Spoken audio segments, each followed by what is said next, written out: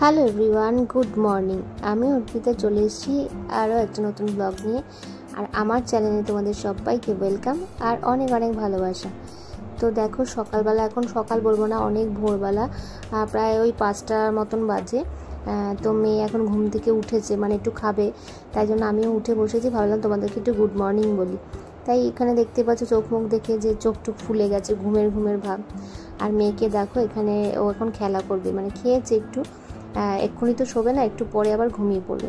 তো ওর সঙ্গে আমি একটুখানি খেলা করছি। আর এটা দেখো আমি অনলাইনে অর্ডার করেছি, এটা রিইউজেবল একটা ল্যাঙ্গোট বলতে পারো, ন্যাপি বলতে পারো, মানে টাইপ অফ ওই হাগিসের মতন, কিন্তু হাগিস যেহেতু অনেকগুলো পি করলে যেহেতু ওটা হয়, এটা কিন্তু 1 পি, মানে একবার পি করলেই কিন্তু এটা আবার মানে ধুতে হবে, মানে ধুয়ে আবার ইউজ করা যাবে। তো এটা আমি ফার্স্ট টাইম ইউজ করছি, সেটা রিভিউটা ইউজ করার পরে তোমাদের দেবো, এখনই আমি দিতে পারবো না। যে কীরকম কি এটা ভালো নাকি খারাপ সেটা তোমাদের পরে বলবো। তো এটাকে তো পরিয়েছি, ওর তো সাইজে তো হয় না কিছুই। তো এটাকে অনেক টাইট, এখানে অনেকগুলো বাটন আছে, সেগুলোতে টাইট করে কিন্তু পরিয়েছি, কিন্তু তাতেও কিন্তু ওর লুজ হয়েছে। তো দেখা যাক এরকম। আমি পাঁচটা আনিয়েছি। এটার প্রাইস পড়েছে প্রায় 500-550 টাকার মতন পড়েছে। সেটা তোমাদের পরে আমি বলবো যে কীরকম ভালো না মন্দ। আর আজকে সকালবেলা ছেলে কিন্তু যাবে পড়তে, তাই জন্য মা ওকে রেডি করে দিচ্ছে, জামা কাপড় মানে পরাবে, ও পড়তে যাবে। ওর পেছনে একটা লোক লাগে, ওকে কর, এটা কর, ওটা করে এরকম বলতেই হয়। তো মা ওকে পাঠিয়ে দিয়ে তারপরে মা মায়ের মতন কাজ করবে বলতে ধরো ওর যেগুলো ধোয়া সেগুলো সব মাই করে, আমার কিছু করতে হয় না। প্লাস এক্সট্রা যা কাজ থাকে সবই মা করে। আর মা করে বলে কিন্তু আমি এখানে শুয়ে থাকতে পারছি। অবশ্য আমার করার মতন অবস্থাও নেই, যেহেতু অপারেশন রয়েছে। তো মা বললে আমাকে শুয়ে পড়তে, তো আমি এখন একটুখানি ঘুমো করবো, আবার পরে দেখা করবো তোমাদের সঙ্গে। তো এখন দেখো 11:30 মতন বাজে, আর ছেলেও পড়ার ওখান থেকে চলে এসেছে। আর ওকে এখন মা এখানে স্নান করাবে মেয়েকে। তো দেখো আমি ভাবলাম তোমরা একটুখানি অয়েল ম্যাসাজ করছি, একটুখানি দেখো কোথায় করবে। এত তোমার ওর ছোট ছোট হাত পা, মানে মা তাই বলছে যে কোথায়, আমার ধরতেও ভয় করছে যে কিভাবে অয়েল ম্যাসাজ করবো। তো যাই হোক, এইভাবেই কিন্তু করা হচ্ছে।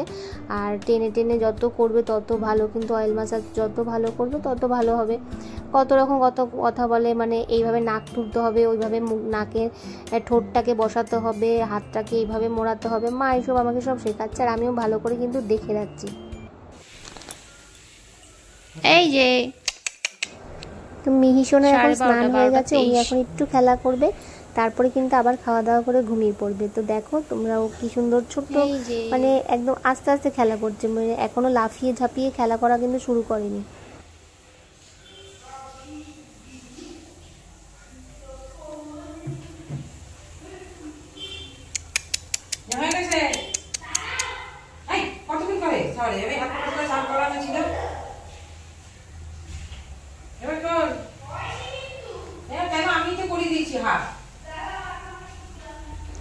আর আমার ছেলেকে মা স্নান করতে বলেছে, ও স্নান করছে, মা বাইরে দাঁড়িয়ে ওর পেছনে চিৎকার করতে হচ্ছে, কারণ অনেকক্ষণ ধরে ও স্নান করছে।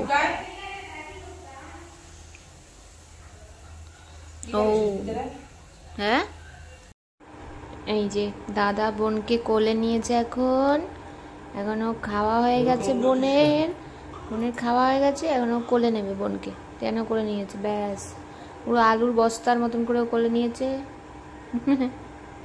বোনও সুন্দর রয়েছে দাদার কোলে, তাই তো? হ্যাঁ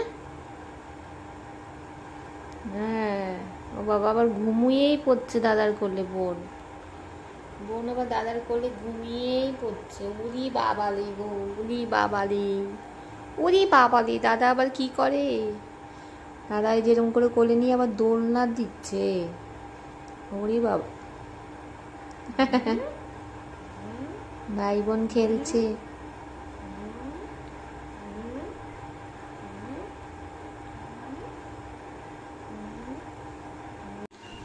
সো এখন আমি দুপুরের খাবারটা খাবো, আমাকে বের দিয়ে গেছে মা। দেখো এখানে রয়েছে, তোমাদের আগের দিনও বলেছিলাম যে এখানে রয়েছে কালো জিরে আর ঘি, এটা দিয়ে রোজ আমাকে আগে দেয় খেতে। এটার না কোনো স্বাদ, মানে নুন মিষ্টি ঝাল তেতো কিছুই না, কিছু বোঝা যায় না, মানে কিছু নেই, মানে এটার মধ্যে মানে কোনো স্বাদই নেই। এটা দিয়ে একটুখানি অল্প একটু ভাতটা আমি খেয়ে নিই।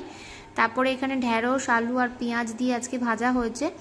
আর এখানে রয়েছে কিন্তু চিকেন, আমি কিন্তু এই ঝোল মানে এই গ্রেভি টেভি এগুলো কিছু খাই না। দাঁড়াও তোমাদের দেখিয়ে দিই একবার, লাইটটা অন করে, ফ্ল্যাশটা অন করে। আমি জাস্ট মাংসটা কিংবা আলুটা কিন্তু তুলে নিয়ে খাবো। আর এটা রয়েছে কিন্তু দেশি মুরগি রয়েছে, চিকেন রয়েছে এটা। তো এখন দুপুরের খাবারটা আমি খেয়ে নেবো। আর মেয়ে দেখো তোমাদের দেখিয়ে দিই একবার, এখানে ঘুমিয়ে পড়েছে আর ওর মশারিটাও দিয়ে দিয়েছি, কারণ না দু একটা মাছি দেখা যাচ্ছে, মশা নেই মাছি আছে। তো দেখো ওই যে হালকা হালকা নড়ে আবার, তো একটা বালিশ চাপা দিয়েছি পায়ের মধ্যে। বড়রা বলে সবাই বালিশটা একটু দিতে হয়, তাহলে নাকি ওরা বুঝতে পারে যে পাশে কেউ আছে, তাই জন্য একটু ভারী মতন একটা কিছু যাতে ফিলিংস হয়, তাই জন্য পায়ের কাছে একটা বালিশ চাপা দিয়েছি। ও স্নান করেছে, খেয়েছে, কিন্তু আবার পরে খাবে। তো চলো এই ফাঁকে কিন্তু খাবারটা আমাদেরকে খেয়ে নিতে হবে। মায়েদের তো জানোই ফাঁকে ফাঁকে সব কিছু করতে হয়, বাচ্চা যখন ঘুমায় তখনই ধরো একটু স্নান করে নিল, একটু খাবার খেয়ে নিল, এরকমই। তো এখন খাবারটা খেয়ে নিই। এখন হচ্ছে সন্ধেবেলা, সবাই ঘুমটুম দিয়ে উঠেছি। আর এখানে দেখো কি একটা পুজো ছিল কোনো বাড়িতে, সেখান থেকে প্রসাদ দিয়ে গেছে, সেটাই মা এসে আমাকে দিল। এখানে একটু পায়েস আছে, একটু সন্দেশ আছে, অল্প একটু খিচুড়ি ভোগ আছে, বাট ভোগ খেতে তো ভীষণ ভালো লাগে। যাই হোক, খাওয়া দাওয়া করে এখানে বসে আছি। হঠাৎ করে দেখছি শাশুড়ি এখানে সারপ্রাইজ একটা গিফট নিয়ে হাজির। নাতনির জন্য কিন্তু সোনার উপহার নিয়ে এসছে ঠাকুমা। তো দেখো এখানে সোনার চেন নিয়ে এসছে, যেটা ওকে দেবে ছয়ষষ্ঠী না, মানে যজ্ঞ যেদিন হবে সেদিনকে দিতে হবে।